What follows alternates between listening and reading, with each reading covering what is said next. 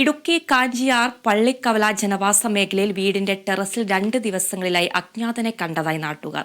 കഴിഞ്ഞ ദിവസം കാഞ്ചിയാർ പള്ളിക്കവലയിലും ലബ്ബക്കടയിലും വ്യാപാര സ്ഥാപനങ്ങളിൽ മോഷണം നടന്നിരുന്ന സംഭവം മുന്നിൽ നിൽക്കുമ്പോൾ പ്രദേശവാസികൾ ആശങ്കയിലാണ്.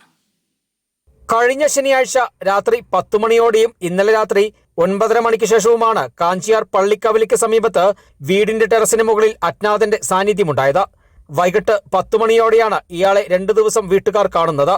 ടെറസിന് മുകളിൽ ഉണങ്ങാനിട്ടിരിക്കുന്ന തുണിയെടുക്കാൻ പോയ സമയത്താണ് വീട്ടുകാർ ഇയാളെ കണ്ടത്.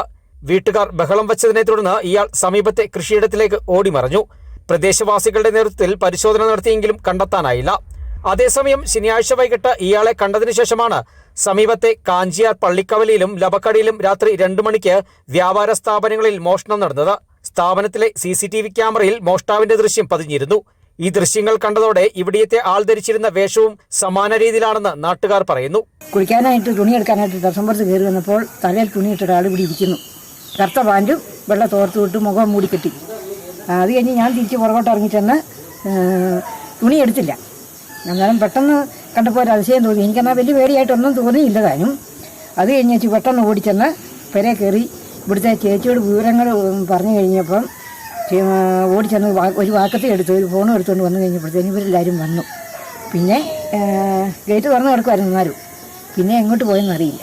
കഴിഞ്ഞ ഒരാഴ്ചക്കാലമായി മോഷ്ടാവിന്റെ സാന്നിധ്യം മേഖലയിലുണ്ടായതോടെ പോലീസിന്റെ നേതൃത്വത്തിൽ പരിശോധന ശക്തമാക്കണമെന്ന് നാട്ടുകാർ പറഞ്ഞു.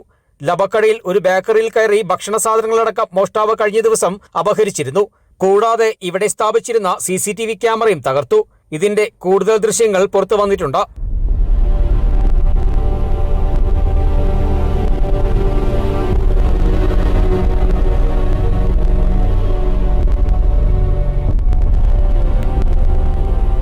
പ്രദേശത്തെ വൈദ്യുതി ബന്ധം വിച്ഛേദിച്ചതിന് ശേഷമാണ് മോഷ്ടാവ് മോഷണം നടത്തുന്നത്.